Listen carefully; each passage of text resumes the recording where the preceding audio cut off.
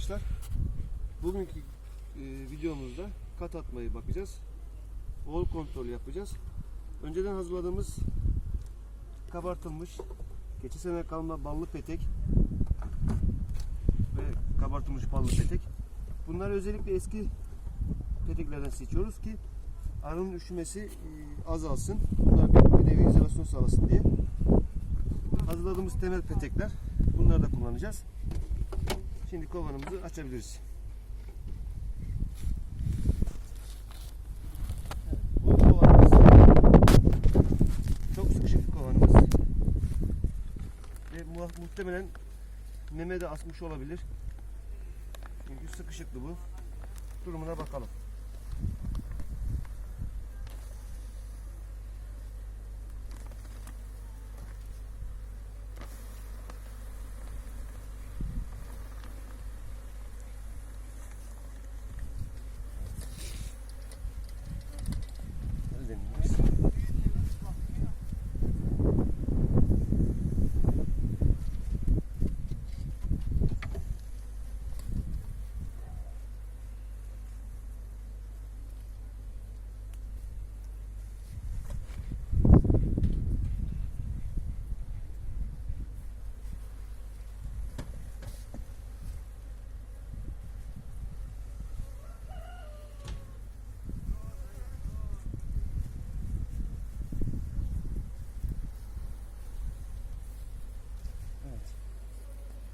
Görüldüğü gibi bunu geçen hafta koymuş bu çıtayı.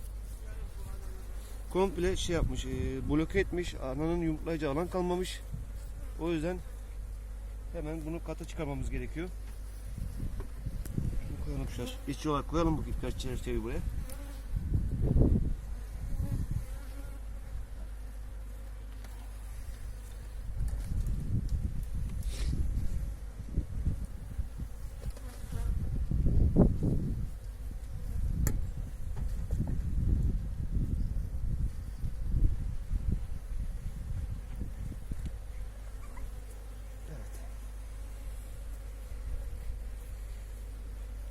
Meme kontrol yapıyoruz. Şurada yalancı memeler var.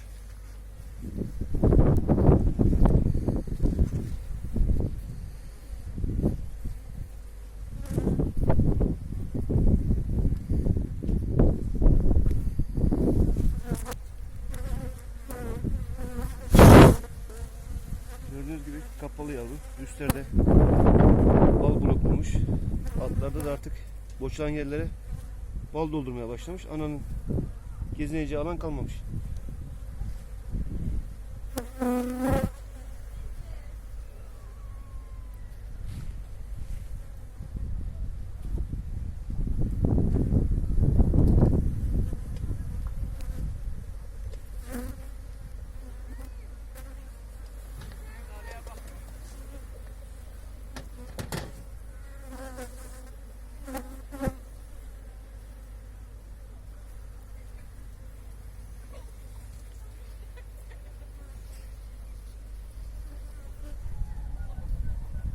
Komple blok haline getirmiş. Görüldüğü gibi yavrularını daralmış. Meme kontrolü yapalım. Önemli.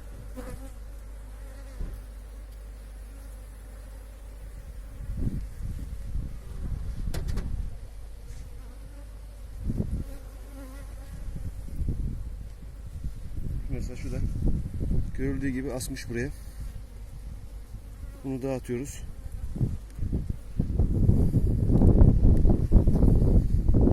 Kesinlikle oğul istemiyoruz. Biraz daha havalar ısınsın. Bölme yapmamız gerekirse bölme yapacağız. Anamız üretip.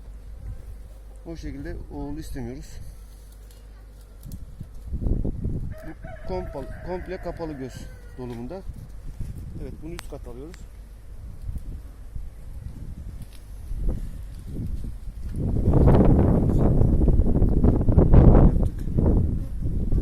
Şurada bir tane daha var.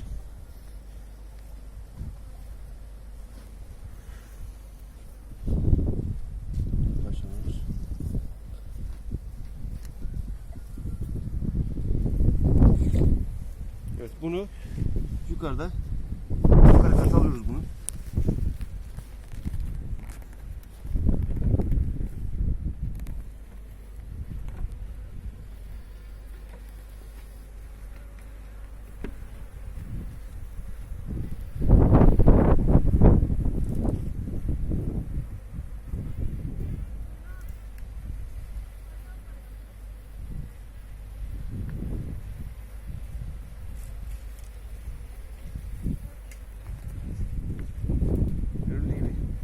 falan kalmamış artık. Her taraf bloklanmış. Bal, polen. Bu şekilde.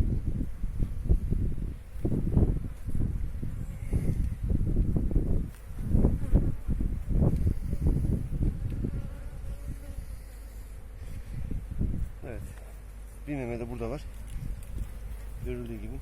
Bunu da parçalıyoruz.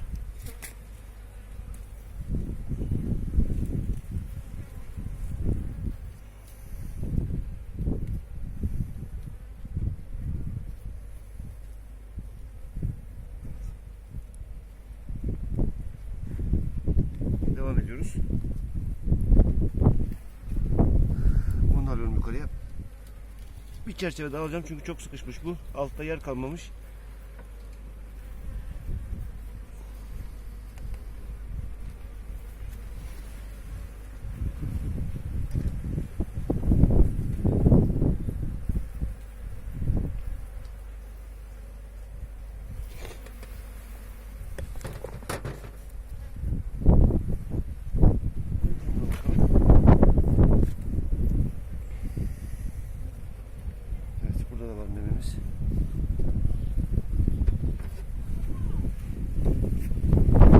Kontroller önemli.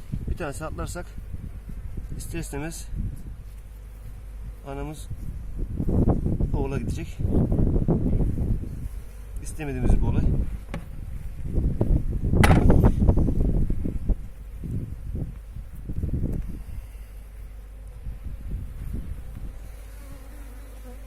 Buralarda yalancı memeler var. Bunlar önemli değil.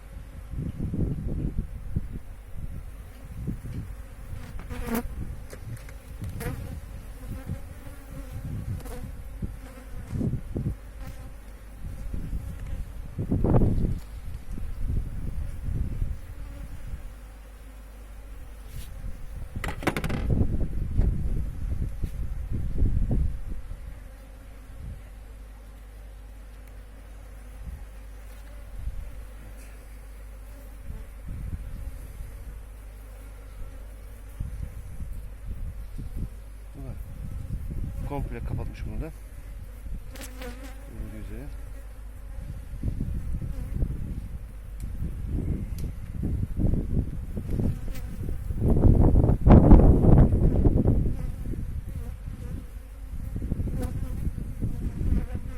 Bunu da alıyoruz.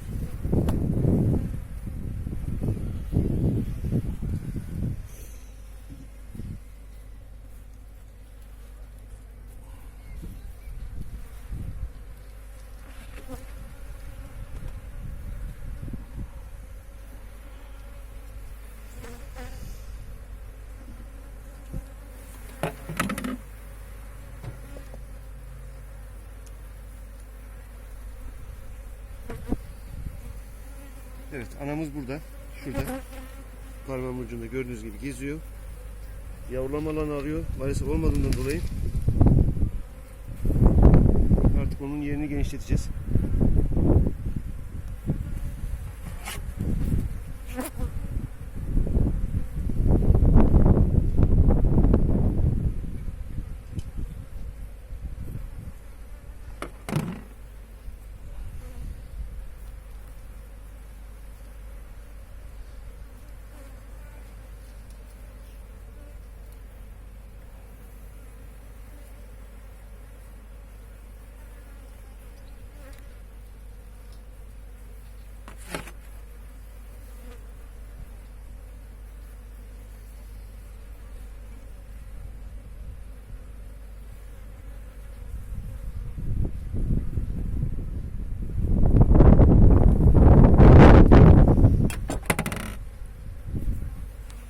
Rahatsız etmeden koyuyoruz anamızı. Hava bugün biraz serin olduğu için ister istemez arılar hırçın. Ama buradan da müdahale etmek gerekiyor, yoksa oğula gidecek. Bu hiç istemediğimiz bir olay. Oğlum istedim biraz geride dur da. Rahatsız olmasın.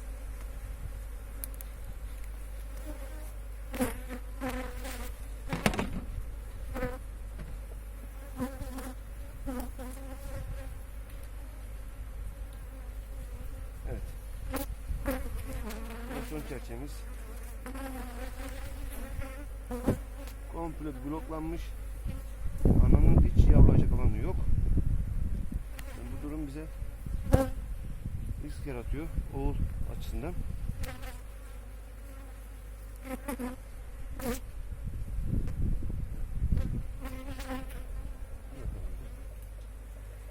Birkaç yalancı ana var. Onları alayım.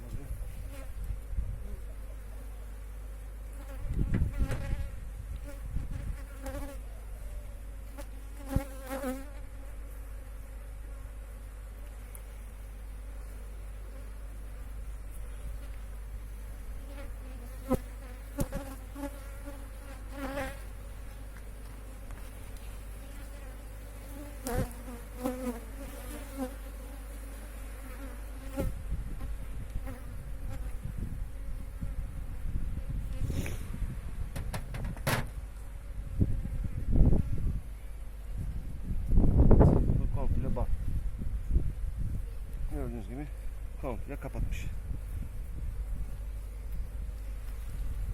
Stoğu gayet iyi. Görüldüğü gibi buralardan meme asmış. Artık iyice sıkıştım diyor arı. O yüzden hemen buna müdahale ediyoruz ve rahatlatıyoruz. Bunlar arı sütü.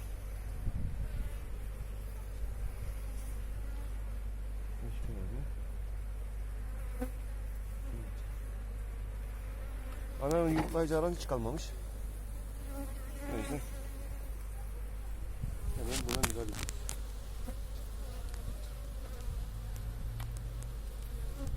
Normalde havadan biraz daha ısınması lazımdı. Kapatmak için. Ama çok sıkıştığı için katı atıyoruz.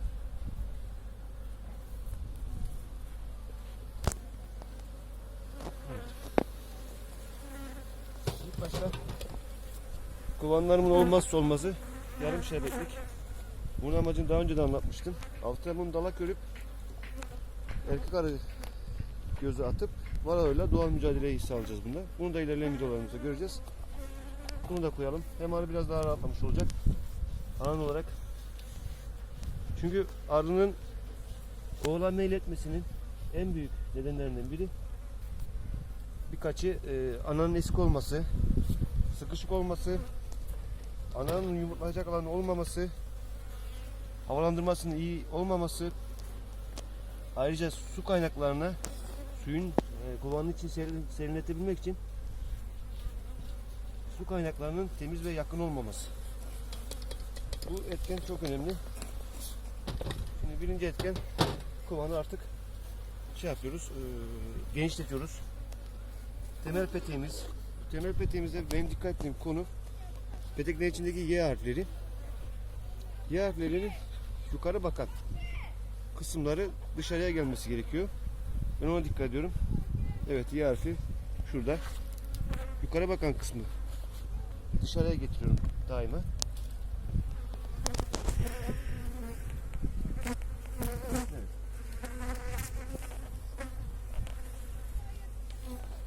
Bunu birinci çerçeve olarak sayıyorum ben daima.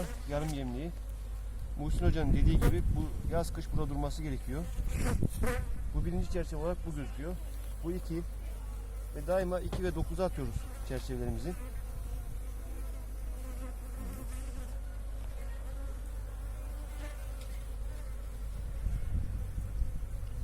Özellikle alt katlarda temel petek atın ki ananın yavrulayacağı alan meydana gelsin. Kapatılmış petek atarsak bu arı bir günde o peteği doldurur ve anaya gene yumurtlayacak alan kalmaz. Bir taraftan kabartırken arı, bir taraftan da ana arı yumurtasını atıp görevini tamamlayacak. Şuradan şunu da alalım. Buranın da Daima aldığımız çerçeveleri aldığımız yerlere koymaya dikkat edelim.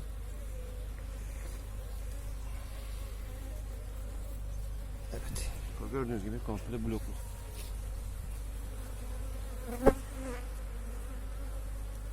Yavaş sakin. Arılarımızı ezmeden yavaş yavaş koyuyoruz.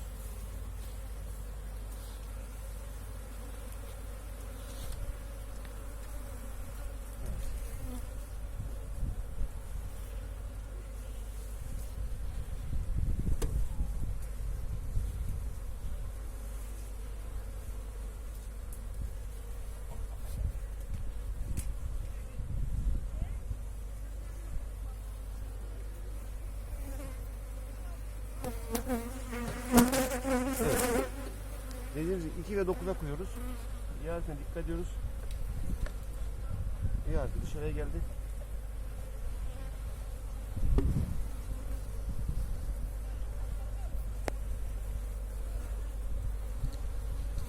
Artık alt katta işimiz bitti. Üst kata müdahale yapacağız.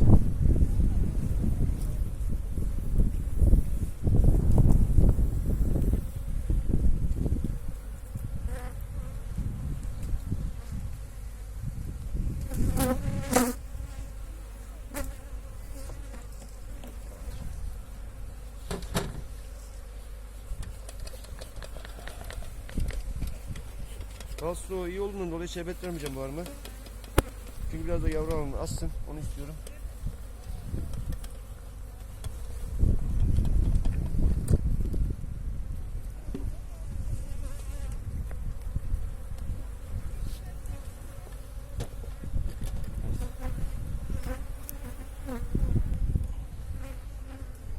Çok sıkışık olduğu için bu kovan altta 3 çıta çektim. Normalde 2 çıta çekmek gerekiyordu. Çünkü rahat tutamadım. O yüzden şöyle yavaş yavaş arılarımızı ezmeden arkamızı koyduk.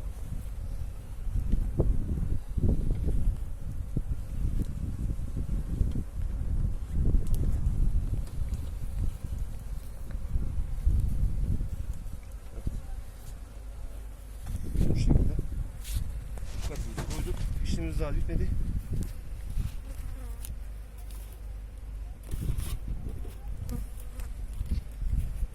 Sıkışması bölme tahtamızı koyuyoruz. Şöyle.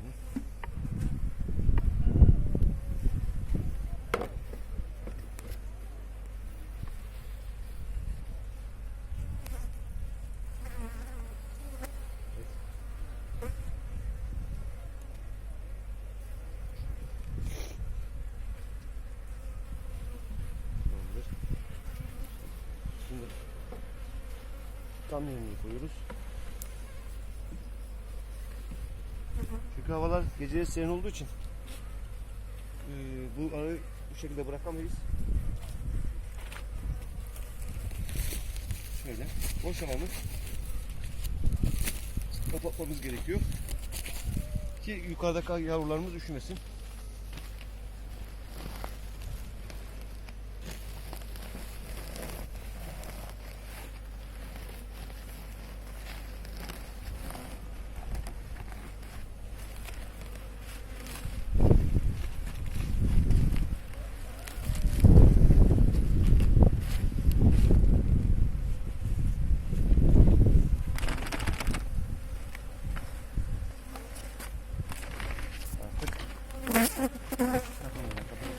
Kekimizi unuttuk. Kekimizi şuradan bırak verelim. Tamamdır.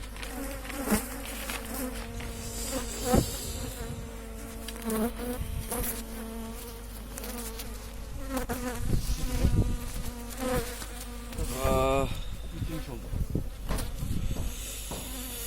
Herkese iyi seyirler. Beni izlediğiniz için teşekkür ederim. Abone olmayı unutmayın. Hoşça kalın.